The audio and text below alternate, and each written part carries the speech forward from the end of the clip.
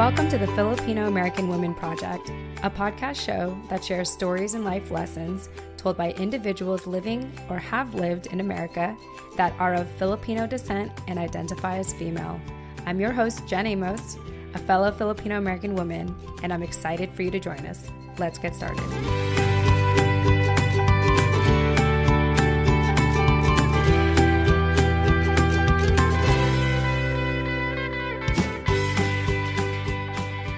All right. Hi, everyone. Jen Amos here with the Filipino American Women Project podcast show. And as always, I have my co-host with me, Nani Dominguez. Nani, welcome back to the show.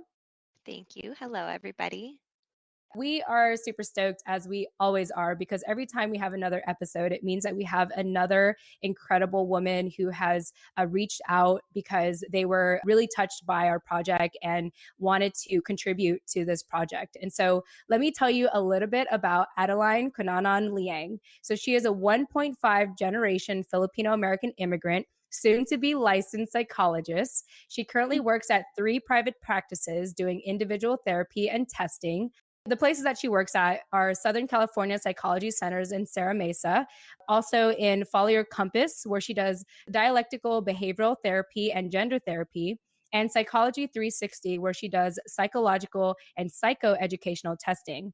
While in graduate school, she did her dissertation research on 1.5 generation Filipino immigrants and proposed a model based on her participants' acculturation experiences and ethnic identity development. So, Dr. Adeleine Conanan Liang, welcome to the show. Thank you. Thanks for having me. Yes, I'm excited to be here. Yes. We're so happy to have you. I just want to start by saying, I am in admiration of the profession you're in and you're pursuing, because back in college, I majored in psychology, and my first semester in school, I took Psychology 101. And at the end of that semester, I got my first F in my life. And it was in Psychology 101. Yeah. So, yeah. So kudos. So that was very encouraging for me. No, I changed my major like 2-3 times after that. And I mean, I'm happy with the path I ended up taking, but I've always been fascinated with the mind and what people's motives and why they do certain things and where does it stem back from. And so I feel like today I get to live vicariously through you and what you have to share with us today. Thank you. That's actually what drew me to the field as well. It's just it's like a puzzle. Yeah, absolutely. Well, why don't we start by sharing, how did you hear about our project and what inspired you to jump on and share your story? So I first heard about you through social media. I came back from a Filipino American mental health and well-being conference day. And I was very just I need to connect with my community. And then I just went on social media and found a bunch of Filipino American pages or Instagram pages on Facebook or whatever. So that's how I found you first. And then I started listening to your podcast maybe a month or so later. So one of the podcasts I was listening to, I think it was episode 4, she was kind of talking about her experience immigrating to the US. And it just really reminded me of my dissertation. And I was just oh, and then that resembles this and this and that. And then at the end of that episode, you guys were talking about mental health. And I was just hey, that's what I do. And so that's when I decided to kind of reach out and just to see if I could have anything to offer or share my story or kind of, share the information that I learned through my research. Yeah, I think that's so cool how you did a study on that. And I'm excited to kind of delve more into it as we go throughout this interview. As I mentioned, and the reason why this show exists is to create a platform for individuals who live or have lived in America that are of Filipino descent and identify as female. And so we'd love to hear, you did mention that you're 1.5 generation Filipino American woman. I'd love for you to share a little bit about your background and why you do identify as a Filipino American woman. Well, I am a woman. My pronouns are she, her, hers. I was born in the Philippines. I came here when I was about 5, almost 6. My dad had been here 2 years before me to kind of establish herself and everything like that. And so I very much grew up in a household that wanted to uphold Filipino values, maintain those. My dad was very much he was part of a Filipino organization that I remember like seeing him like during these meetings of like, yeah, when we have these meetings, we should have someone stay with the kids and make sure that they can still speak the language. We should have someone teach them Tagalog. And I'm just like over there like, oh, I'm just trying to not be called a fob. Like I'm not really that interested in that. But yeah, so he was very much like, no, we need to keep with our language. When I was in second grade, he was like, you're not speaking Tagalog as much anymore. So he would try to like encourage me. I don't know if encourage is the right word, but like on the weekends to only speak Tagalog, or otherwise I would have to do chores, and I don't like chores. And so if I ever get to a word that I didn't know, I would just like stop talking. And then he was just kind of learning that like, well, we don't want her to just not talk.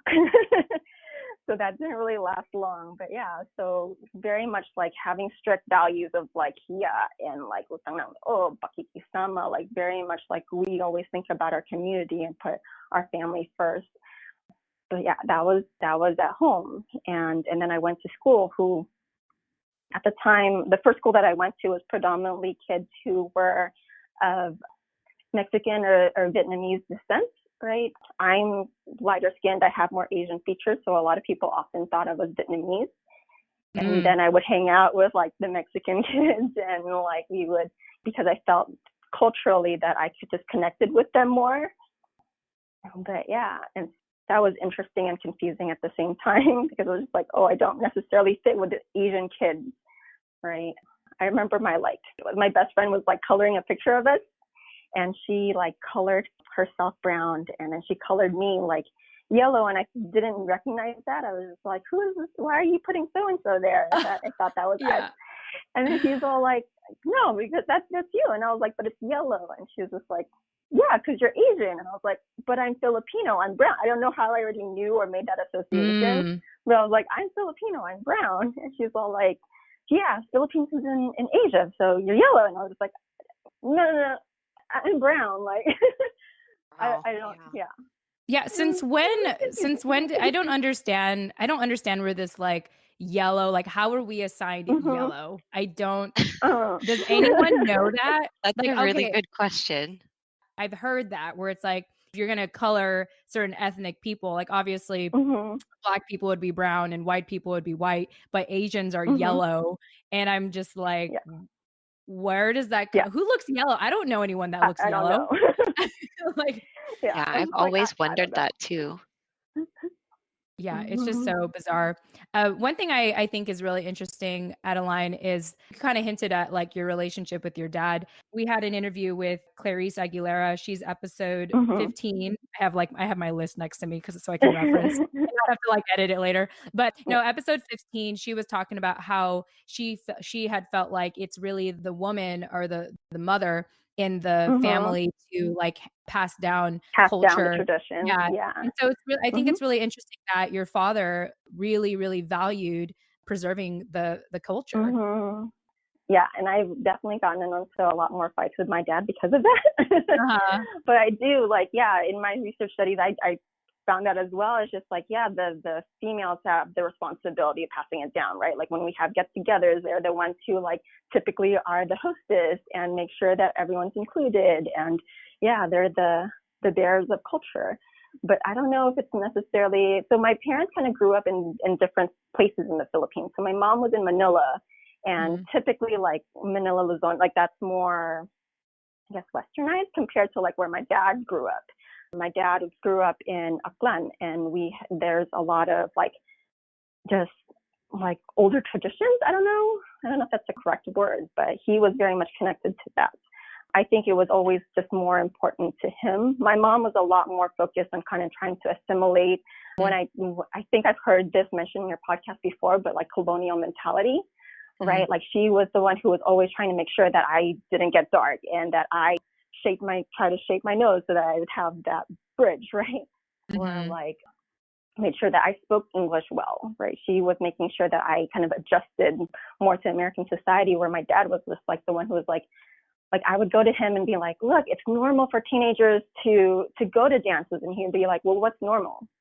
Right? Like, well, in the Philippines, this isn't necessarily normal, right? And I was like, I don't like the Philippines. Wow. we would have those like that intergenerational conflict, because it's just like he was very much like, I'm going to maintain these values. And I part of me kind of wondered if that's also because of, so both of my parents only have one sibling here. My dad's eldest brother is the one that came here and kind of like tried to petition the rest of the family. Everyone else chose to stay back in the Philippines except for my dad. And in my uncle's family, like his daughters were very acculturated, and they didn't necessarily speak Tagalog. And I don't know if it was more of a motivation of just like, I want to make sure I can instill and connect with my daughter in this way. That is one of the reasons why he wanted to do that. But yeah. Yeah, I can imagine how complicated that relationship could have been. That aside, I admire how, I guess, determined he was and how stubborn he was in a way to like not assimilate. Because I think about my own family, and they were all about assimilation, or they were really all about like not rocking the boat in American society. Most of my family, I bet you that I have family members that listen to this podcast, but they'll never tell me because they don't want to confront me about whatever I talk about on the show. Like they're very like non-confrontational. And so it's just I'm in awe of that. Like I mean, I know it's a whole complicated thing in itself to have that type of dynamic with your father, but I just find it like quite fascinating. I think you're the first person I've spoken to who has a father that cares so much about preserving culture. Yeah. And I think also just in general, like I think my dad's family was a lot closer to each other. Like their family connection was just a lot closer than in comparison to my mom's. I'm saying that my mom's wasn't close. It's just their relationship was just a little bit more different. But yeah. You kind of touched on it a little bit, Jen, but I think that so far, all of the people that we've interviewed, and including both you and I, like you said, are used to coming from families where it was all about assimilation and kind of the opposite of what your dad, Adeline, was trying to do with you. And hearing that, like, I can only imagine as a child to have one parent who really wants you to lead your life that way, and the other parent who was with you about trying to help you assimilate and wanting to do that for you, I'm sure, as your mom.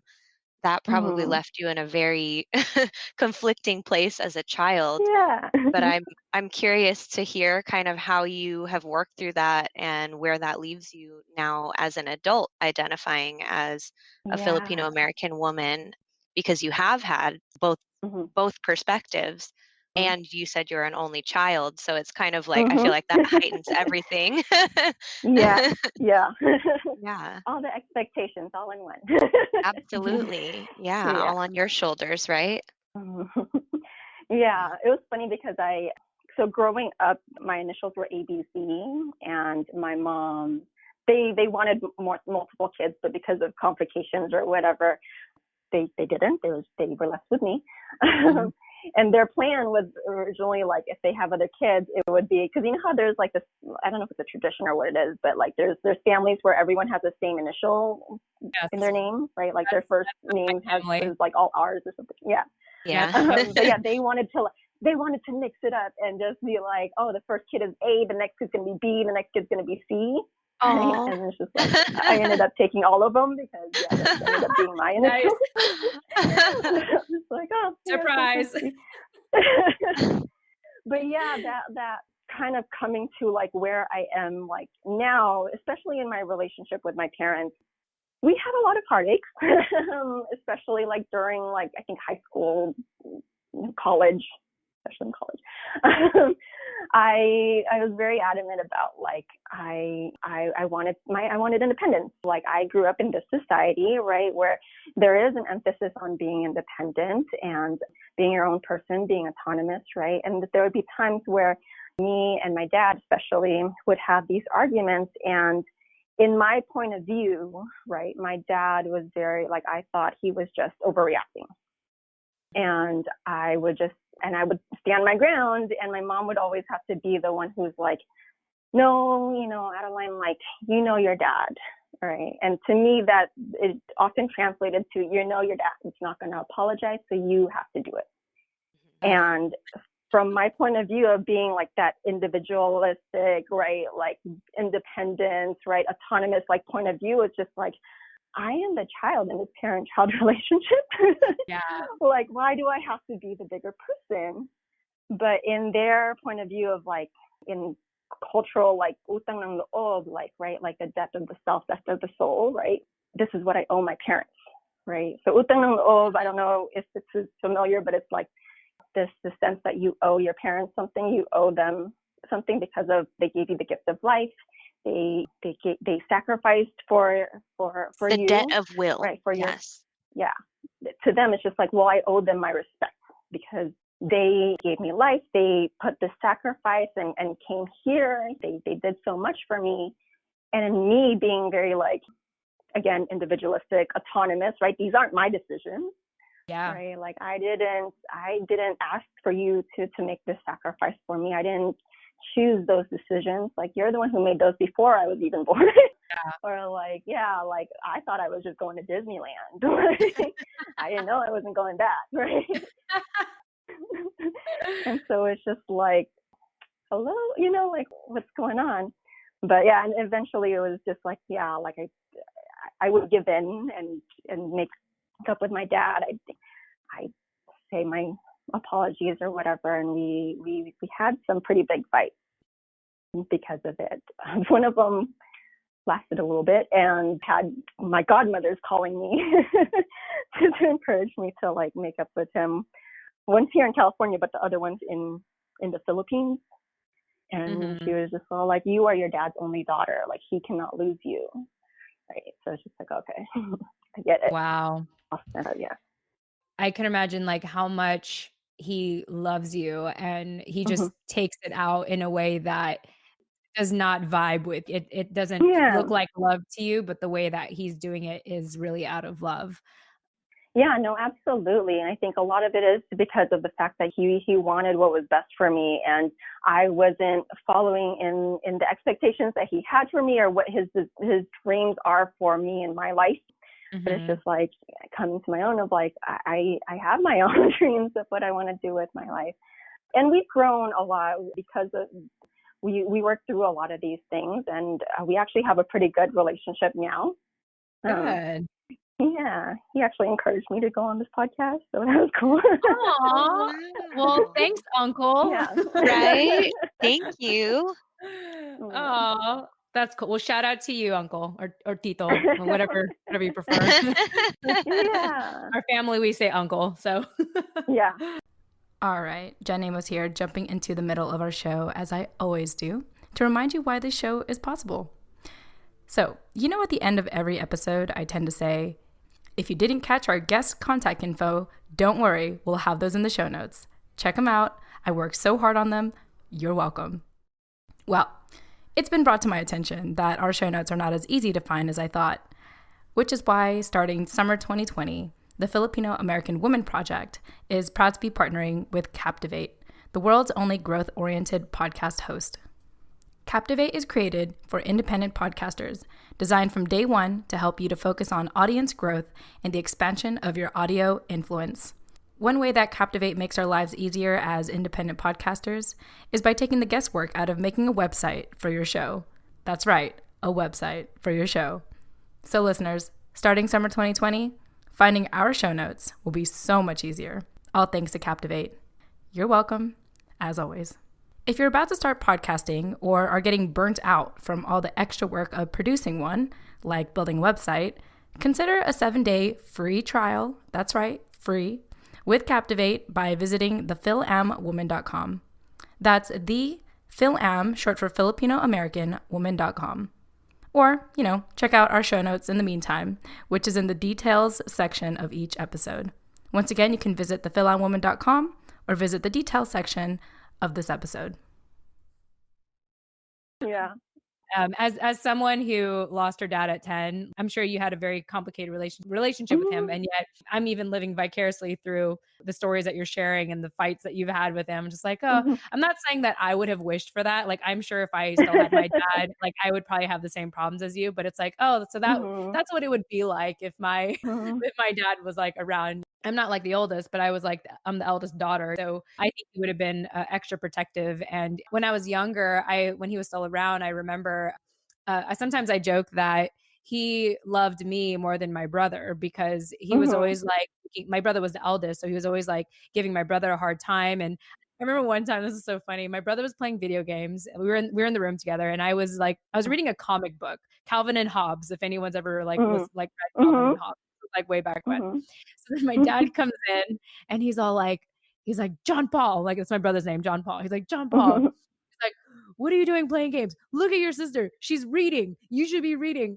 And I'm like reading a comic book. I'm not reading like an Yeah. encyclopedia or anything, you know, but Yeah. it was just like he never got mad at me. But I imagine things would have changed as I got older, and he would like turn down any guy that I wanted to date or whatever. And maybe I would have run away from home anyway. Yeah. But yeah. Yeah. I don't have any siblings, so I don't really have a person to necessarily compare this to, but I did have cousins that used to like come and stay. So I had a cousin in the Philippines. He was also an only child. He stayed with us for a little bit, and he used to get to do so much more stuff. And I was just all like, "Come, I'm a girl," you know? Yeah. And that was one of the things that we thought about too. But yeah, but it's one of those things where it's just like the sense of like having to protect me or whatever that he, you know, like I understand that the sense of like wanting to love and protect your daughter. Yeah. And Yeah. it's funny because when I was in the Philippines, one of the earliest memories I have of my dad, because like I mentioned, he came here a couple years before me. Mm-hmm. So there was a couple years where I was in the Philippines that as far as I remember, I didn't recognize him when he came to visit. And he had this like toy that he wanted me to like go to and be all excited about and like my dad's a very affectionate guy, and so he wanted like hugs and kisses type of thing, but I was just like, I don't really know you. Right?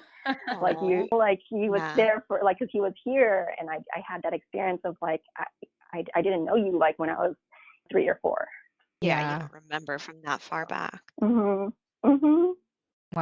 So yeah. Well, thank you so much for sharing all that. And I'm just kind of like prying into it because I didn't have a dad growing up. So I'm just like, tell me about your dad. Like, tell me about all the things. Tell me about all the fights. Tell me about all the arguments and like, and then, coming together and like loving each other so much more in your adult life, No, I love it. Totally. And I appreciate you sharing that about your father with us. So, but let's go ahead and fast forward to today. When I read your bio, you're clearly very, very busy working at 3 different practices and even going to graduate school and soon to become licensed psychologist. I know I already gave a snapshot of your life, but why don't you share with us like what you feel like keeps you the most busy and excited nowadays about life? Yeah, let me think about that. Busy is work for sure. As you mentioned, I do work at 3 different places. Currently studying to take my last board exam to be licensed, a licensed psychologist. I'm looking for like funner or easier ways to kind of disseminate like my dissertation, right? Typically it's like after your dissertation, you're supposed to publish, but I'm just like, I'm not a fan of writing. And so I've gone on I presented as part of like a roundtable discussion in Chicago at APA. We're going to be presenting this as a poster presentation at the Asian American Psychology Association. It's a conference here in San Diego next month, actually. Oh my gosh, that's so cool. I didn't even know there was such a thing. Congratulations. Yeah. That's exciting. Thank you. So that's kind of keeping me busy. Again, work, right? Like I do individual therapy. My biggest thing right now is kind of considering, okay, when I am licensed, which of these jobs I'm going to keep. Oh, yeah. Because I'd rather not have 3, but like I love being able to do all 3. Yeah. But yeah, part of it is like the ones that I am a little bit more passionate about is the one in Del Mar, Follow Your Compass, where I do dialectical behavioral therapy. It's interesting for me because it's just like, this isn't necessarily like the form of therapy or it falls into the orientation that I really liked when I was studying. Like I was more like attachment focused. Like I wanted to look at how early relationships kind of play a role into your current patterns and how you interact with other people. Like that was my thing.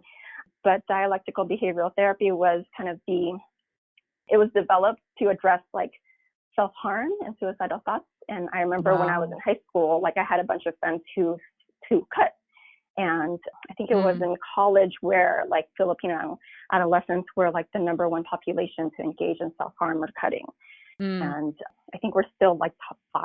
And so it's just like, I feel like I need to like be trained and specialize in this model. Yeah. So that's kind of what I'm doing. I'm making sure that I can connect to my community and provide services that I feel like is relevant, right? Those are my two main things right now, getting training in both. And yeah. Yeah, that's so crazy. Yeah, I knew a couple of people who cut themselves, and it's been described to me before of like why people cut themselves. It's like the one thing that you can control when you feel like like everything else is already like set up for you, and you're not really like living your life, but it's hard to like articulate that, and it's hard to like fight against it. And so I definitely been one who had struggled with suicidal thoughts when I was really young. And even more so in the recent years with all the transitions that I've been through. Like I've moved like 6 times in the last like handful of years. And wow. yeah. And different cities or just like houses? Different houses and then cities. Yeah. So like the last 2 moves I was in, well, anyway, I moved around a lot.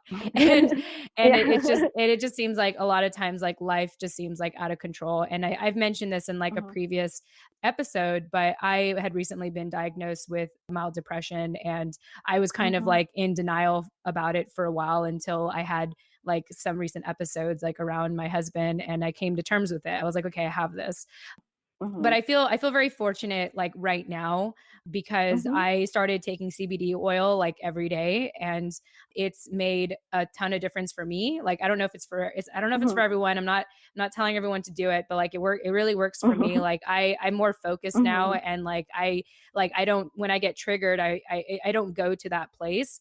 And when I feel frustrated, I go to a kickboxing gym now. So I get to like let all that anger out. Like even today, I was telling Nani today that I was just having a day.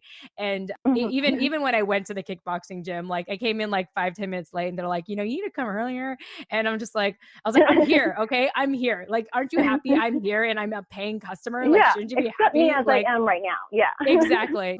But I know it's hard for a lot of people, and my heart goes out to people who have gone down those places. And I think you're doing some good work out there, and commend you for that. Thank you. Yeah. Especially with suicidal thoughts is scary, and I think it's intimidating, especially for a lot of people. And it's just like, actually, like this is when you should kind of come together, and you know what I mean? Like, to be there to support, and yeah. Yeah, definitely. I remember talking to my doctor, and I was telling her, I was like, the fact that I entertain the idea of suicidal thoughts like tells me that I need to get help. I've had times where I've never hurt myself. I feel grateful for that, like at least not physically. But I'll think about it. I'll fantasize like all the ways of like what I could do. I'll be in the kitchen and I'm looking at the knife. But when I've had times where like I'll pinch myself just to see how it feels. I was like, nope, can't do it. I can't. I can't hurt myself. But what I can do is I can work out till I'm really sore. I can like do stuff where it's like I'm so exhausted, where in a way that's a form of hurting myself, but not really tricking myself to actually helping myself. And those are really great coping skills. So Yes. Yeah. Thank you. And I have a lot of coping skills with all the changes that I've gone through. I do journaling. I do this show. Like part of why, so I'm 3 hours ahead of both of you. And part of why I do these shows purposely in the evening is because that's when my depression tends to kick in. And so I just thought, you know what, let me just fill up that time with talking to people, and having something like this. So but no, it's awesome. And I think it's just great, like what you're doing. And it's always nice, because even in my own surrounding of what I know of most most of my relatives, like we take jobs the stable jobs like nursing, engineering, joining the military. And so I remember when I told one of my relatives that I wanted to be a psychologist, the first thing he said was like, "Oh, so you want to work with crazy people? You want to work with crazy people?" And like that was already like that was really discouraging. And then when I got an F in my psychology class, I was like, all right, well, there you go. I guess I'm not doing this. So yeah. Yeah. No, I definitely got that too. Oh, you want to work? Well, also, my parents have care home. They own a care home for developmentally disabled adults.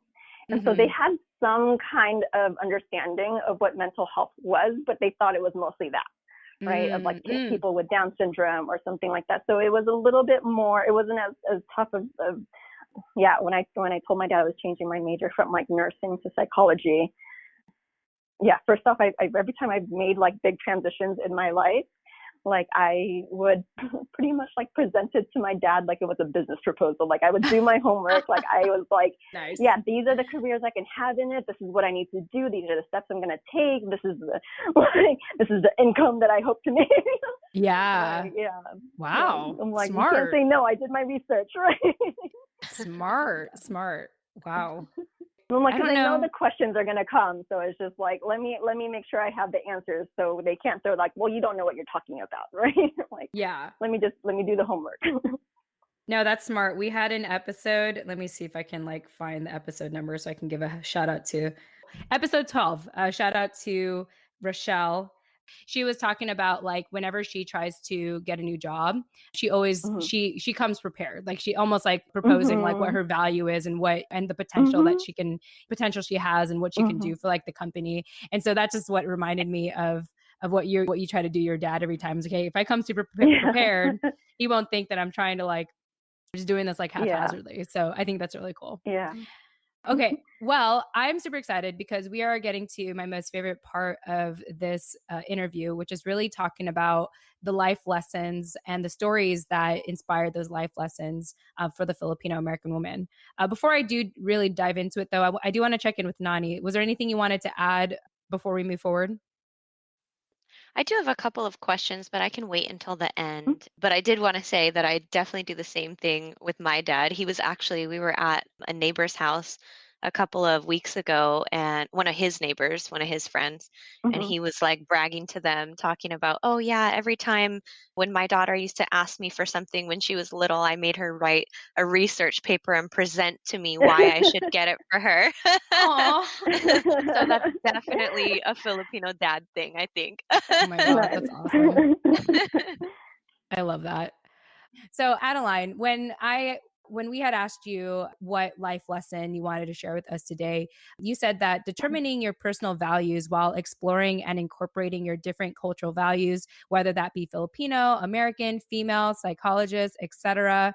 So basically what I'm getting from this is that you want to determine what your personal values are while exploring all the different sides of you, and you find that to be very important to do. So I'd love for you to elaborate on that and share like maybe what aspect or story in your life that led you to wanting to do that.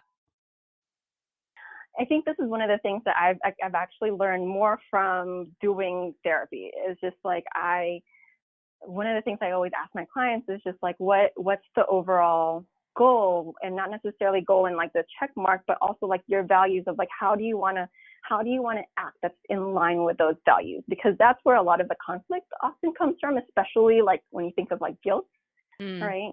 It's just like, and I feel like because that's so prevalent in a lot of our community, it's just so like, well, let me actually just go back to like what's my value, right? Because my parents' values might be different from mine, and they might have some tweaks or whatever, but in my value of like, I still want to be a good person, and how do I define that? Because a lot of times I feel like there's also like people who are like, oh, well, I value family. Well, what does that look like?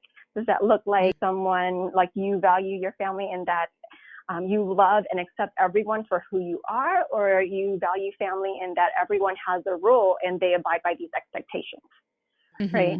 Mm. So going more into like defining like, oh yeah, like I value respect. Is that like a hierarchical respect system, or is it like, no, I like respect people, like people like earn my respect, right? I'm not necessarily going to be disrespectful, but I'm not just going to respect you because you're older. Yeah, Um, that's a good way to kind of to really specify. It's like, well, what kind of respect? I like that. mhm. Mhm. Yeah. And then also like when I was doing my research or presenting on like Filipino mental health, like kind of explaining a little bit more about the cultural values too, and understanding like why it is that our families sometimes are kind of driven to interact with us in a different way. And so it's just like, okay, well, let me at least understand those and incorporate those. Like, for example, for me, like pakikisama, like the sense of being together with my community, the not liking conflict, right? Yeah. It's hard, especially like if that plays a role in my therapy sessions, right? Where I'm supposed to challenge you, right? Mm-hmm. Where I'm supposed to be like, oh, you say this, but there's a conflict between what you're saying and what you're actually doing. Let me point that out. That it's a little bit like I of course want clients to like me and things like that, but at the same time too, it's like, okay, I understand why I have this tendency to want to please other people. And like in my role as a therapist, they're coming to me to help them reach their goal. So let me go back to like that. Let me go back to like, okay, what was their goal in coming to me? Let me go back to like, I'm actually like doing them a service by challenging them, right? So Mm-hmm. understanding like where that tendency is coming from, and in this particular moment, that's not making sense, right? Mm. Or that's not as effective. For me, it was a lot of kind of exploration of myself and of like what I wanted to incorporate, what I wanted to kind of live by. I think a lot of times too, it can change over time, right? Like right now, if I were to like pull out my values list, Yeah. there's like I've done this a couple of times, right? And then they could be different each time, where like my values, they might be consistent, but there's a different priority to what I value right now. Right? Like Mm-hmm. right now, I value growth. I value acceptance. Right? I'm more in the space of I want to be open and honest with my parents, with my relationships. Like, especially like as a teenager, I was very much like, or even in elementary school, I didn't really tell my parents that much. Right? And now it's just like, well, I want to be accepted. Right? Like these are all sides of me. So in Yeah. my relationship with my family, I'm putting more of a focus on that. Right? So yeah. I do have some questions for you that you can Mhm. kind of just skim through for the sake of time. But Sure. I wanted to first ask you how you incorporate Filipino psychology, because I've heard you mention now a couple of the things from those. So I'm also trying to study that right now, which is Mhm. partly why I'm asking. But I'm curious to know how you incorporate that into your practice with your clients. So part of it is just being more mindful of like my culture, right? Doing my research to make sure that, culturally competent with whoever comes into my door.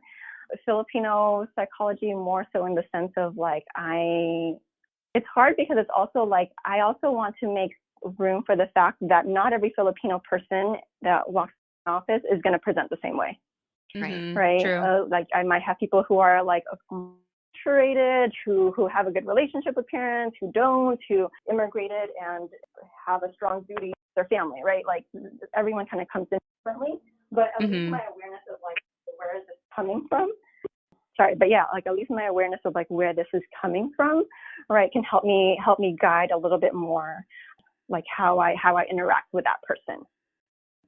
It's actually interesting too. So with DBT, it is very kind of, it's a Western, model of therapy, right? There were some aspects of that or some coping skills with it that I was just like, I remember when I was teaching it, I was like, this tinges a little bit. Like, for example, one of the things that it teaches is that you're not supposed to assume what other people are thinking, Mm-hmm. right? Like you can't know that, right? That's their internal experience. You can only ask, or like you can observe the expression on their face or whatever, but you're not supposed to just assume what they're thinking. But that very much conflicts with Filipino value of like pakikiramdam, right? Like you're supposed to be Yeah. able to know how I'm feeling in my shoes, right? Like, and Wow. it's Yeah. just like, oh, that's hard.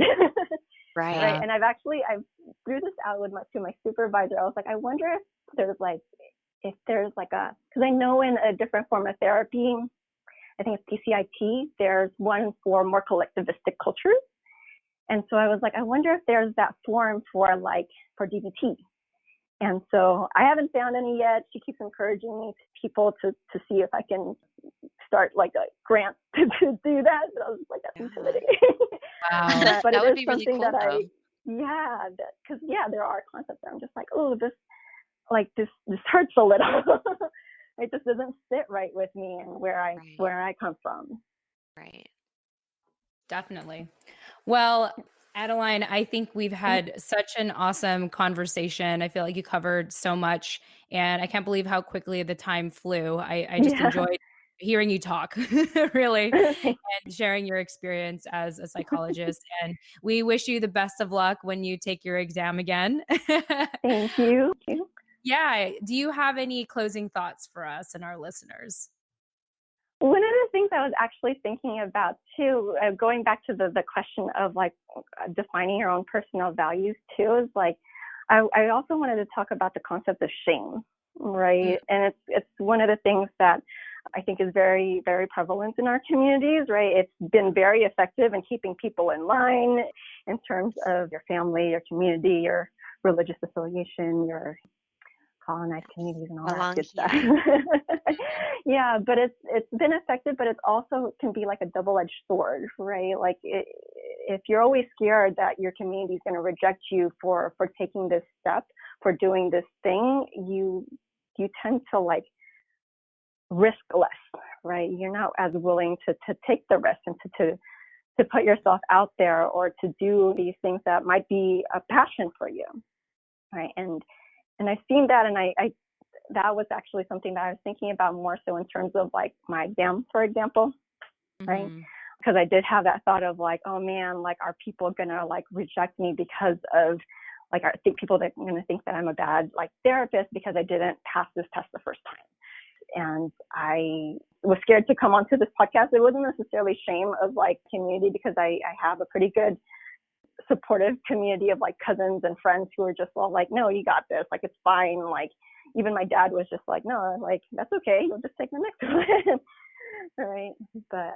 But yeah, like that sense of like I know of and know people who have graduated their doctorate and have completed all the steps but taking these exams because of that fear of if I don't pass, like, what do I say to these people? What do I say to my community? What do I say to my friends and family? So yeah, like I have a friend who he actually graduated, I think 2 years before me. And he just took, so there's 2 exams that you need to take to be licensed in California. He just took the first one. And so I was just like, because of that hesitation, because I mean, there's also probably other factors too as well, like financially, like it's expensive to take the test. But I know that shame and that sense of like that fear of rejection is a big part of that as well. Yeah, I feel like we could totally have another episode just talking about shame and all the sayings, all the Filipino sayings. Yeah. And like feeling like, yeah. Yeah. And like how you're like in debt to your family forever. Yeah. Yeah. It sucks because it's just like there's places where shame makes sense, right? If I see like a school shooter, I'm like, man, walang hiya. Like you have no shame, right? That makes sense. Like you should be in line with some kind of like moral code, right? Yeah. Right. But I was just going to say that the way that HIA was originally explained to me was that it works like a checks and balances kind of system. Like a perfect example that I can relate to from when I was younger is I didn't have any siblings, so my cousins were like my siblings. And when I started to get older and get into boys and stuff, I was a tomboy when I was super young, and then my cousin kind of got me into being girly and doing my hair and matching my clothes. And you can look at that as an example of, it's not like she was trying to shame me, she was trying to save me from embarrassment. You know what I mean? But essentially it's doing the same thing. It's criticizing. So yeah, anyway, I just wanted to throw that in there. Yeah, absolutely. And it is. It's one of those things, like I said, it's just like, it keeps you in the status quo, right? Yeah. And make sure your community is also like doing these good things, right? Like, oh, we're following along, we're abiding by the rules or what have you. Right. Yeah. Yeah. Anyway. Well, Dr. Adeleine Conanan Liang, I just want to thank you. I wanted to say your full name. I wanted to just thank you so, so much for your time. We really, really appreciate it. For anyone that wants to reach out to you and learn more about you, how can they do that? So they can email me, Dr. A. Conanan Liang at Gmail, right? If anyone's in school or graduate school looking for resources, I have a bunch of those. Cool. And then I actually just started a public Instagram profile. It's Doctorate Adeleine or Dr. at the Adeleine, or sorry, yeah, Dr. at the Adeleine. It's like brand new, that. so I don't really have that much people. Yeah, I just tagged all of us in a post. So Nani, you can follow her in the post. Yeah, You'll notice I it. think I did. Yes. Yeah. Yeah. Well, cool. Well, thanks for joining us on Perfect. Instagram because that's how we do most of our marketing. Yes. Yeah, I was just like, We will well, spam also you because I there. had been following a bunch of like people that had been on your podcast, so I was just like, oh, I should just connect in this way in this forum. Yes. But yeah. Yeah. But yeah, and then there's also like followyourcompasstherapy.com or psych360.com for like my professional work stuff. Cool. Yes. And listeners, if you missed any of that, you know how generous I am with our show notes. Just go ahead and visit those and you can get all that information. Ladies, I want to thank you both so much for your time. Nani co-hosting with me as always. And Adeleine, I want to thank you as well. And to our listeners listening in, I had a great show and we look forward to hearing from you and your feedback. And we look forward to seeing you in the next episode. Tune in next time. Bye. Bye, ladies. Thank you for having me on your show. Thank you for this forum, for holding the space for us to kind of share our stories and for shining a light on these stories to help build, the sense of community and connection to our Filipino sisters. So again, thank you. Take care.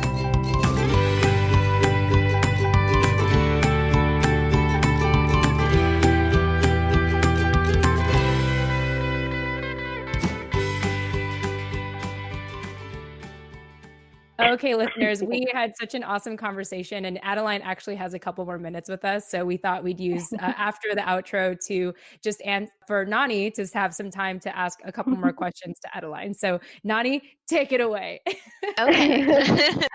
So apologies if this is now a tangent from where our conversation originally was, but we were talking before about a lot about your relationship with your parents, specifically your dad growing up, and how you guys have been able to somehow transform that relationship into a much better one now today as an adult.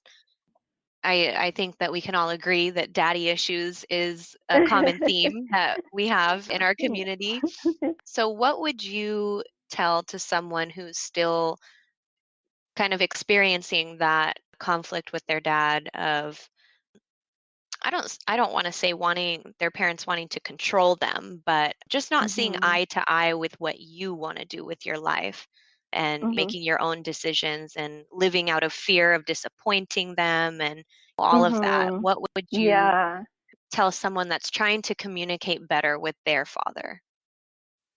For me, it was a lot of just taking space, right? Of giving me that room. So I actually moved out of my parents' house when I was still going to like community college.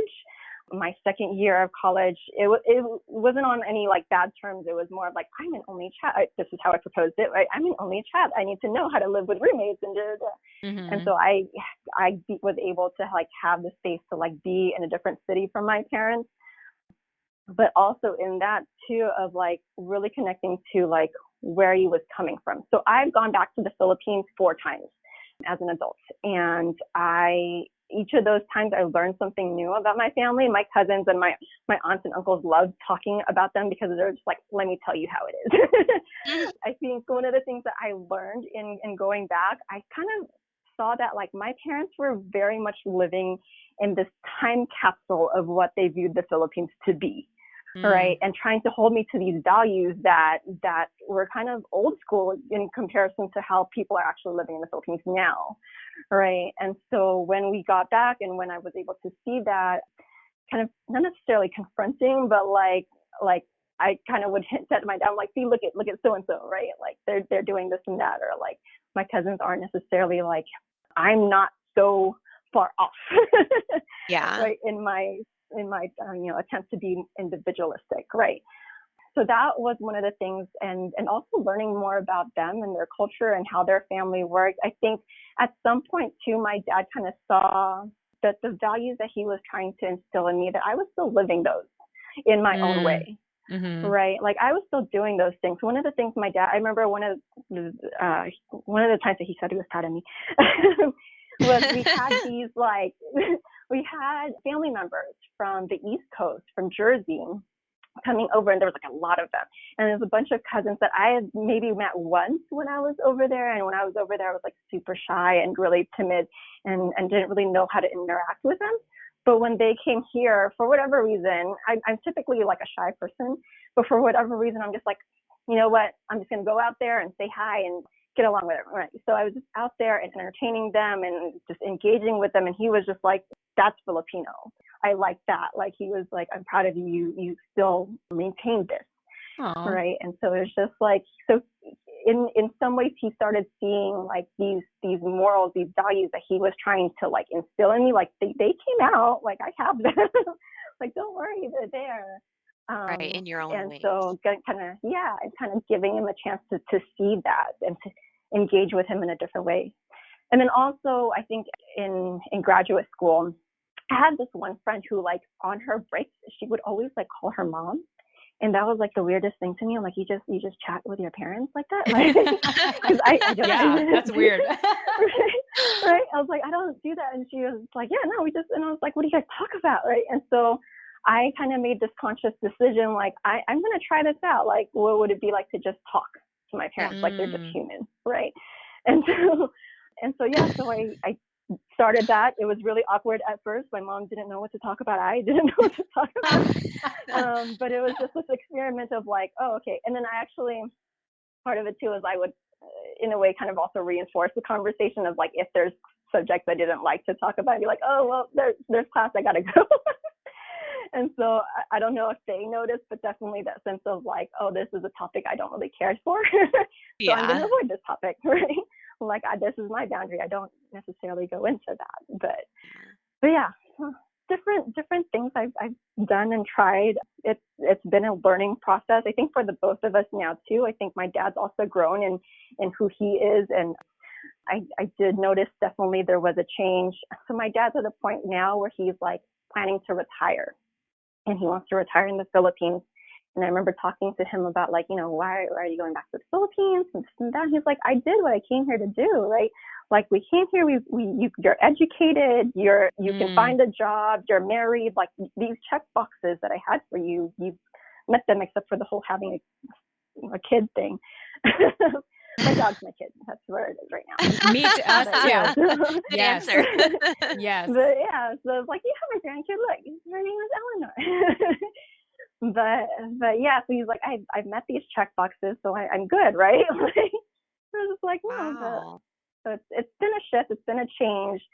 I think at some point too, my cousin also reminded me that your dad is human, right? Expecting anything other than just him having his faults or him just being perfect, like that's illogical. Like he's human, like he's gonna mess up too. And so having that like space of like, okay, yeah, I get that piece by having that grace for him. So Thank you. I heard you're going to the Philippines too. I am, for the first time ever. I'm very, very excited. I'm ecstatic. That's exciting. Yes. Oh yeah, it's fun, or at least I had a bunch of fun. Yeah. I've already been planning my whole agenda for like months and months, and I'm going with a group of friends. And so they want to do obviously a lot of different things than I originally had planned to do. So I'm definitely going to I'm already planning my next trip, which I'm not sure when it's going to be, but very nice. I definitely am going to need to go back. Yeah, absolutely. Like the last time I was there, my husband was into this whole like learning about like the mythical stuff, right? Like the myths and legends, the lore, right? Because I guess from where my dad is, there's a lot of that. And so, yeah, he was just having story time with my cousins.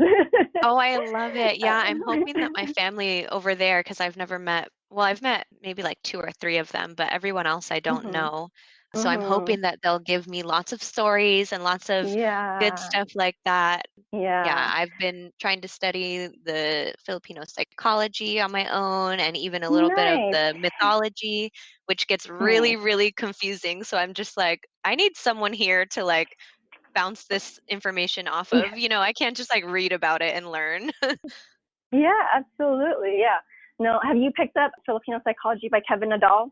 I don't know if that's what I have, but Okay. I have some PDF that is Oh, okay. basically just like an introduction, kind of explaining all of the Mhm. key elements, and I'm still trying to work through that. Yeah, yeah. So Yeah. Kevin Nadal wrote a bunch of Filipino American psychology books. Okay.